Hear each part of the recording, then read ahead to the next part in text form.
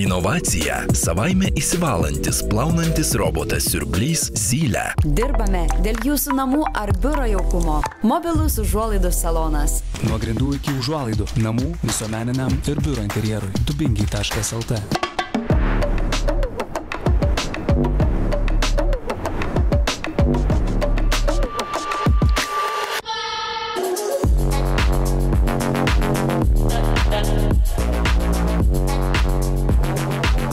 Sveiki, mėly žiūrovai! Šiandien esame Vilniuje, Aerocity miestelėje.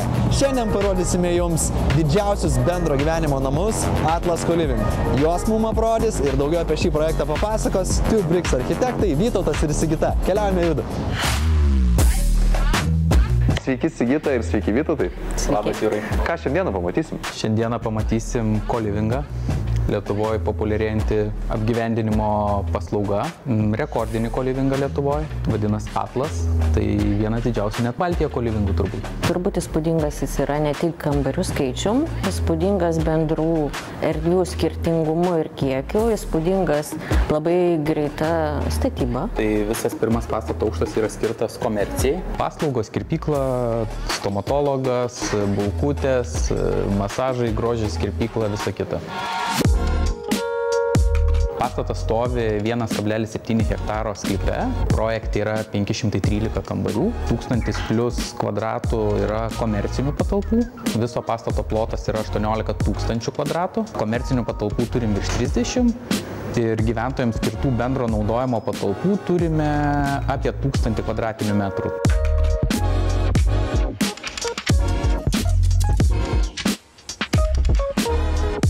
Sumanymas buvo, kad jausmas įėjus liktai tu atėjai į svetainę, ką Co-Livingas ir turėtų reikšti.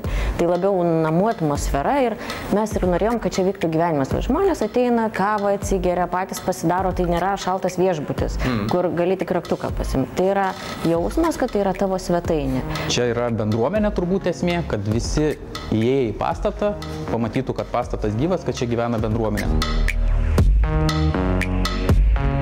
Tai dabar pakilom į 3. aukštą ir iš principo čia jau iškart žmogus suvokia, kuriam korpuse jis yra, nes kiekvienas korpusas pavadintas geografiniu terminu, ten dykuma, miškas, išlipęs iš lifto, tu iškart pagal spalvą ir pagal pavadinimą jau žinai, kuriam korpuse esi. Tai tokia buvo pasirinkta strategija, nes yra labai beproto didelis pastatas, kad žmonės nepasimestų. Tai kiekvienam aukšte išlipus mes turime prie lifto po bendro naudojimo patalpą, tai svetainėje, tai dar mini svetainėlė, kad tu grįžęs jaustum, kad tu gyveni bendruomenės namuose. Čia mes turim bendrą erdvę, tai yra jogos kambarys. Čia irgi yra kitokia akustika. Labai žmonės naudoja ir labai naudoja tiesiog pabūti ramiai vieniem, nebūtinai jogai. Tai tokių patalpų mes turim pastate 6 korpusus. Kiekvienam korpuse turime kiekvienam aukšte po mažą dedikuotą bendro naudojimo patalpą. Čia buvo irgi labai įdomi užduotis sugalvot, ko žmogus gali norėti gyvendamas bendruomeniai, su kaimynu, tarkim, susitikti ir ką paveikti ir kad tai nesikartotų. Būstas pas mus yra didesnis nei vidutinis Co-Livingas. Pas mus yra 25-33 kvadratiniai metrai, kas suteikia tikrai šiek tiek komfortiškesnį gyvenimą ilgalaikį gyvenimo periodu. Ir su projekto vadove kalbėjau, sakė, šiuo metu vidutinis amžius čia gyvenančių yra apie 30 metų. Tai yra dirbantis žmogus. Taip, tai yra jaunas specialistas. Ir įdomiausias faktas, kad vyriausias šiuo metu čia gyventojas, sakė, yra 82 metų. 83 metų. Wow. O čia turim mini TV salytę? Taip, mini TV žiūrėjimo kambarys. Tai čia yra tos tylaus buvimo, kuriuose yra atribota gera akustika ir gera izoliacija, kad žmonės vakare gali mažomis grupėmis pasibūti privačiau, ne savo apartamente. Ir čia yra mokymosi kambarys. Kaip ir coworkingas, kaip sakyt, galima. Čia labiau mes galvojom apie mokymąsi, nes čia irgi yra akustinės lubos sudėtos, čia yra tylos zona, bet tai yra normali darbo vieta, jeigu nenori mokytis dirbti kambarį.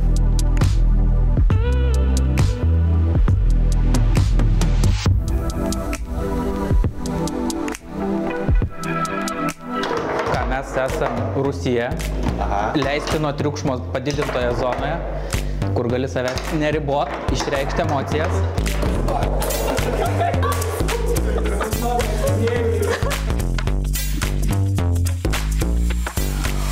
Tai ką, turime ir sporto salę, ar ne, pritaikytą aktyviam laiko leidimui čia? Taip, turime.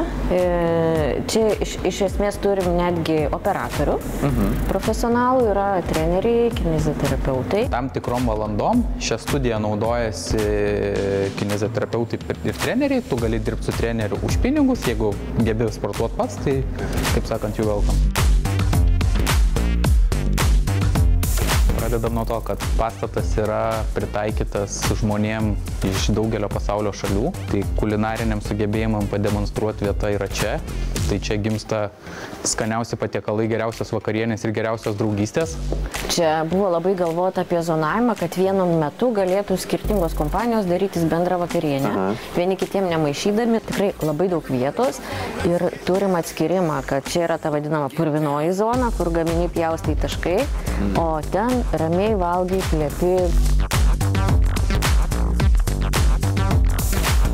Ir čia turim dar vieną kino salytę, ne? Taip, šitą yra didesnė. Pastatas didelis, kompanijų daug, tai vėlgi čia yra tokia šalia mūsų bendruomenės virtuvės, kol tau kažkas gamina, ramiai ateit pažiūrėti ar kažkokį podcastą ar kažką. Sakė, visi bendruomenės nariai ateina su savo Netflix'o accountais, Apple TV ir visa kita, tiesiog visi mielai čia būna naudojasi.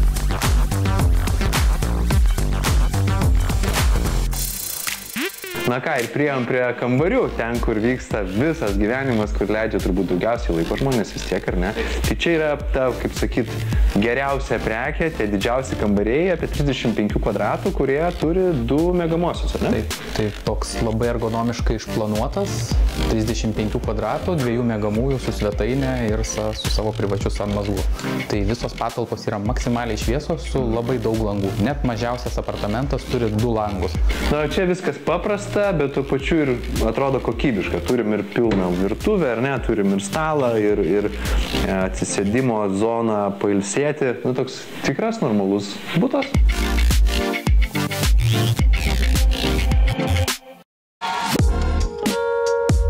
O čia turim truputėlį mažesnį kambarį, ar ne? Taip, 25 kvadratai, 2 autonominiai kambariai, mažai šeimai arba jaunai porai, tai pradedančiam darbuotojui, tai toks lengvai ekipiruotas, sofa, mini virtuvėlė, vėlgi kiekvienas kambarys su maksimaliai daug šviesos, didelis langas kiekvienam kambarį, tai tarp visų korpusų susiformuoja vidiniai kiemeliai. Tai vėlgi, kiemelis šitas, kurį matom per langą, yra dedikuotas sportui, nepasikuklinom pasisodinti didesnių medžių, kad nelauktų, kol jie užaugs. Tai jeigu matom, birželis remia ir 5 aukštą, pušaitė 4. Mes savo laidose labai noriai paminime darbus kokybiškai atlikusias įmonės. Tai Hansa B, šiuo atveju, kurie darbus atliko būtent Atlas bendro gyvenimo patalpose, įdegė keletą labai svarbių čia sprendimų. Apsauginės signalizacijos, apsaugos sistemos, na ir priešgaisrinės sistemos, kurių daviklius matome vėlgi visose patalpose. Vaizdo stebėjimo sistema naudojama įsilaužimų prevencijai arba jau vykusių incidentų įrodymų fiksavimui. Na, o priešgaisrinės signalizacijos sprendimas informuoja pastate esančius asmenis, pastato valdytoją ir specialiasias tarnybas apie galimą ir realų gaisro pavojų. Taigi, įmonė Hansa B rekomenduojame, galite kreiptis, tikrai įgyvendina puikiai visus savo užsakymus.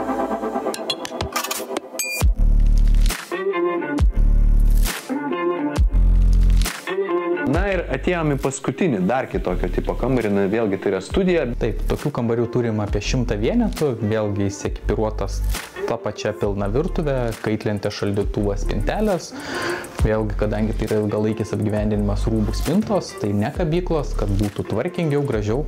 Žinoma, kambarių pačių dizainų rūpinomės ne mes, tai buvo interjero dizainerė Jekaterina, tai čia jos yra, kaip sakyt, kambarių apstatymas ir apipavidalinimas. Mes dirbom su pačia architektūra, išplanavimu, fasadais ir visų kitų. Kalbant apie iššūkius, tai kokie esminiai buvo iššūkiai ir kaip pavyko su jais susitvarkyti? Startas nuo atvažiavimo apsidairyti šitą lauką iki to, kai mes čia esam, yra 3 metai. Projektavimas užėmė apie 1,5 metų, užtrukom, nes tai buvo daug versijų. Buvo ilgai ieškoma, kokiam klientui šitas pastatas. Finale apsispręsta, kad tai yra jaunam specialistui, o ne studentui. Dėl to gimė tokia programa.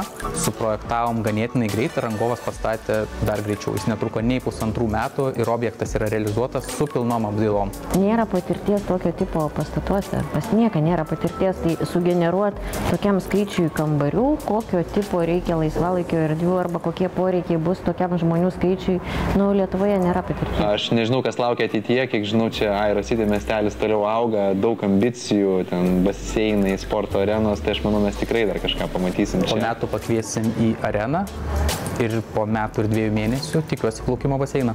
Ir iš tikrųjų mūsų visą laiką pabaigai yra partinis Krinona, čia tokį patys pažiūrėsit, kas tai yra, tai dovanėlė kažkuriam iš jūsų. Ačiū. Sigitai gal šį kartą. Čia iš tikrųjų yra toks nuostabus geras šepetukas.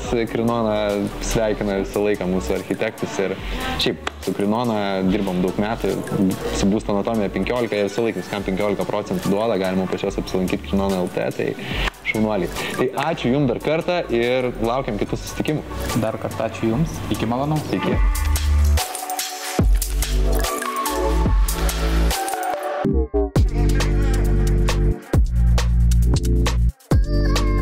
Naujasis mūsų sezono partneris įmonė Autotoja, oficiali Toyota atstovybė Kaune, pristato visiškai naują, pilnai elektrinį automobilį Toyota BZ4X.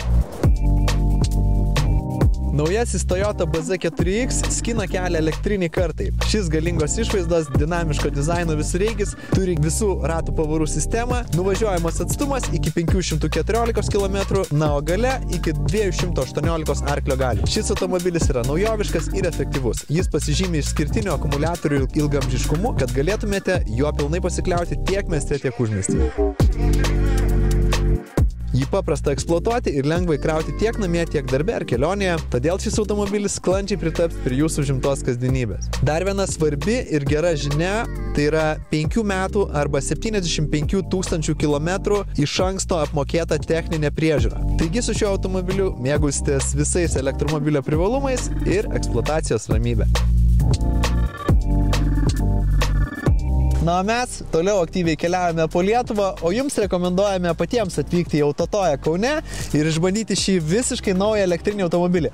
O pasakiusiems kodą būsto anatomija, Autotoja pažadėjo labai malonę staigmenėlę dovanų.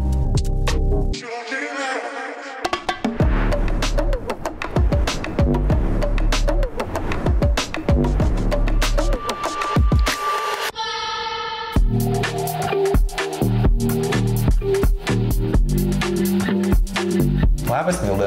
Labas. Iš tikrųjų, labai senai norėjau atvykti pas jūs į įmonę Akmi ir pagaliau radome kartu progą tai padaryti ir pasikalbėti su akmens ekspertais. Tai labai ačiū, kad pasikvietėjai ir papasakok truputėlį apie Akmi, nes jūs jau 25 metai esate rinkoje. Mes orientuojamės į tiek privačius, tiek komercinius objektus. Esame per tos 25 metus įvykdę labai daug įvairios apimties objektų tiek Lietuvoje, tiek užsienyje. Lietuvoje vieni žymesnių yra Valdovų rūmai.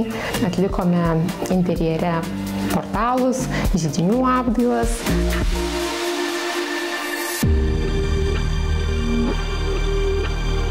Tai kodėl akmuo? Tai akmuo žavi savo estetiniu patrauklumu, labai plačiamis pritaikymo galimybėmis, paprasta priežiūra ir ilgaamžiškumu. Kiekvienam gaminiui yra tam tikros akmens rūšis, kurios turi savo privalumus. Vis tiek labai įdomu ir pats kelias.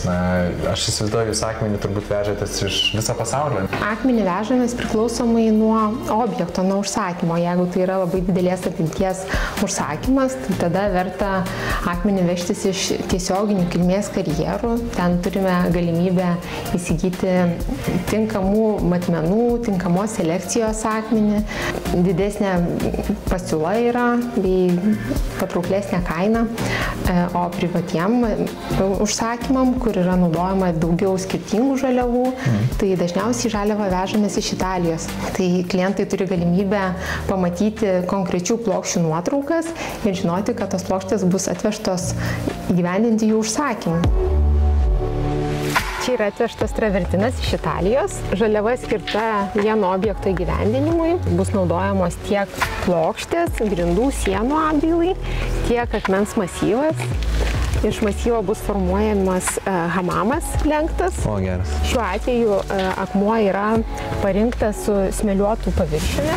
tam, kad būtų neslidžios spa grindys. Tai šie gaminiai, šitos plokštės, kurios yra maždaug 2,5 metro ant 1,50 m, pjaustomos į gaminius ir tada yra taruojamos ir vežamos į objektą, montuojamos, išlaikant rašto tęstinumą.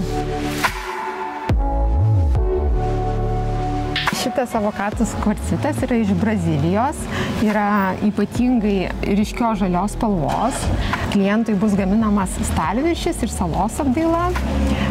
Paviršius yra antikinis, matot, jis nėra visiškai lygus. Šepečių pagalba yra iššukuojamos minkštesnės struktūros ir taip išgaunamas toks antikinis šukuotas paviršius. Jis yra labai malonus liesti ir lengvai prižiūrim. Įspūdingai atrodo. Papasakok daugiau truputėlį apie pačius tipus. Labiausiai žinomos akmens rūšys yra granitas, kvarcitas, marmuras, travertinas, smiltainis, kalkakmenis. Kiekviena iš šių rūšių turi tokius skiriamuosius bruožus. Pavyzdžiui, granitas pasižymi savo taškinę struktūrą. Jis yra labai kietas, mažo geriamumo, tinkamas lauko laiptam, komerciniam patalpom, virtuvės stalviršiam. Kvarcitas labai atspari, kieta medžiaga, turi mažai geriamumą, nebijo rūgščių. Ši medžiaga yra patraukli savo išskirtiniais marmuriškais raštais, tačiau puikiamis techninėmis charakteristikomis. Tai dažnas pasirinkimas virtuvės stalviršiam, saloms, tokiem jau paviršiam, kurie turi būti labai atsparus. Taip, oniksas yra prašviečiamas natūralus akmuo. Didžioji dalis onikso atkeliauja iš Irano. Tai naudojama peršviečiamomis sienų sistemom ar kažkokiem jau tauriem tokiem gaminiam, nes jiems suteikia labai daug gylio. O ką turime čia? Papasakok, Milda. Tai yra dirbtinis akmuo. Būtent šitas Silent Stone dirbtinis akmuo, kitaip vadinamas kvarcu, yra ypač tinkamas virtuvės stalviršiam. Šis gamintojas savo asortimente taip pat turi plautuvės, tai padeda išbaigti visą virtuvės vientisumą. Kiti gamintojai, Lapitek ir Dekton, tai labiau yra aglomeruotas akmuo, jisai ir išgaunamas aukšto slėgio ir aukštos temperatūros proceso metu. Ir šitų medžiagų pritaikomumas yra ypač platus, iš jų galima gaminti ventiliuojamus fasadus, galima gaminti grindis, sienų apdailą, virtuvės stalviršius, galima gaminti netgi vonių plautuvės. Milda, tai truputėlį norisi sužinoti apie patį įgyvendinimo kelią. Na, kaip tas akmuo nuo pačios idėjos atsiranda mūsų žiūrovų namuose, kaip pavyzdys? Taip, tai pirmiausia, kaip ir sakai, yra svarbi idėja ir jos supratimas. Tai padeda architektas, padeda vizualizacijos. Kai mes suprantam idėją, tada padedam klientui ir architektui parinkti tinkamą natūralaus arba dirbtinio akmens rūšį. Ir atrinkus jau rūšį, jau galime rinktis konkrečią plokštę. Tada tos plokštės yra rezervuojamos, skaičiuojama samata, pasirašoma sutartis, vežame akmenį iš tiekėjų pas mus, važiuojam į objektą ir matuojam. Matavimas yra labai svarbus. Naudojame skaitmeninio skanavimo 3D techniką ir ruošiame gamybinius brėžinius. Deriname įvairias angas, rašto tęstinumą. Kai gamybiniai brėžiniai yra patvirtinami, tada jie keliauja į gamybą. Pjaunamos plokštės į ruošinius, tada jos yra klijuojamos, matomos briaunos yra apdirbamos, frezuojamos, pjaunamos angos prietaisams, poliruojamos angų briaunos. Visą procesą prižiūri patyrę vadovai, tikrinama gaminių kokybė. Patikrinus gaminių kokybę, gaminiai yra taruojami, ruošiamas montavimo planas. Montuotojai veža gaminius į objektą, atliekamas montavimas, tada priduodamas objektas ir užsakovas yra supažindinamas su gaminių priežiūra. Labai džiugu, kad aš jau dirbu daugiau negu 10 metų ir grįžta tie patys klientai, jie rekomenduoja savo draugams, tai labai geras matyti tos pačius veidus. Milda, tai žinau, kad Veronoje vyksta pagrindinė akmens paroda, taip, ir šiaip jau toj bus ir Milano dizaino savaitė. Tai pakalbėkime truputėlį apie tendencijas, kas šiuo metu vyrauja pasaulyje ir galbūt ką Lietuvoje jau mūsų žiūrovai gali pamatyti kažkokiuose jūsų objektuose ar renkasi jūsų užsakovai. Tai viena naujovė yra šalia klasikinio akmens apdirbimo būdų, tokių kaip šlifavimas, poliravimas, yra atliekamas faktūrinis natūralaus akmens apdirbimas. Tai ne tik estetinė funkcija, kuri pagyvina natūralų akmenį, tačiau ir praktinė funkcija. Tai pavyzdžiui, taip apdirbtas akmuo gali būti naudojamas lauko laiptams, spa grindims, nes suteikiamas neslidus paviršius. Dar viena naujovė yra apdirbimas vandens srove. Aukšto slėgio srove yra purškiama į akmens paviršių ir išgaunamas natūralus akmens reljefas. Ir čia tie giliai taip labai gerai atrodo. Tai ypač tinkama yra vertikaliom apdailom. Gražiai atrodo suprojektavus tinkamą apšvietimą. Dar viena tendencija yra lenktos formos. Tai turime labai didelius gamybinius pajėgumus ir galime pjauti iš masyvo lenktas formas. Čia, kaip matote, kolonos segmentą. Jis yra ne tik išpjautas iš bloko lenktas, taip pat yra paviršius kristalais išfrezuotas. Tai čia yra segmentas iš didelio objekto, kur buvo sujungtos kolonos su erdviniu frezavimu. Ir čia natūralus akmuo? Čia yra natūralus marmuras botičinas. Kalbant apie tendencijas, tai visą laiką raginu klientus rinktis ne tik tas žinomas populiarias natūralaus akmens rūšis, kurias matote žurnaluose ar naujose interjeruose, bet skirti laiko ir rasti būtent jums patinkančią akmens rūšį, nes tada tai jūs taip įdėsite dalelę savęs ir tas gaminys niekada neišeis iš mados, bus jūsų. Milda, iš tikrųjų labai geras laikas čia. Aš tikrai daug sužinojau apie akmenį, visa šita mūsų rubrika gavosi tokia kaip ir mokomoji, tai aš tikrai paraginčiau žmonės domėtis ir interjero architektus, kurie rūpinasi savo klientų užsakymais, tikrai pasižiūrėti, pats mačiau jūsų puslapyje, aibė yra projektų pavyzdžių ir rašyti jums, nes jūs nešate tą žinutę, tas naujienas apie akmenį ir iš tikrųjų tas yra labai džiugu, kad jūs labai reiklus savo ir savo gaminių kokybei. Kviečiu kreiptis, rašyti, atvykti pas mus. O iš tikrųjų, žiūrovam galiu pasakyti, kad mes jau už kelių laidų rodysim vieną įspūdingiausių projektų šiame sezone, kur yra ir akmenų produkcija, tai tikrai sekite mus. Milda, ačiū labai tau, kad skiriai laiko ir labai lauksim sekančių kvietimų. Ačiū labai. Iki. Na ką, mėly žiūrovai, baigėsi dar viena mūsų naujo sezono laida. Labai tikimės, kad patiko. Visas mūsų laidas galite rasti ir mūsų YouTube bei Spotify platformose.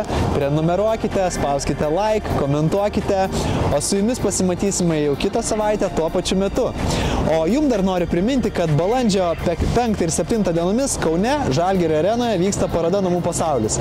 Tai kviečiu ateiti, pabendrauti, būsiu ir aš, bus 2 valandą balandžio 6 ir smagi panelinė diskusija, kur galite atsisėsti, paklausyti labai įdomių temų apie statybas. Lauksiu, iki!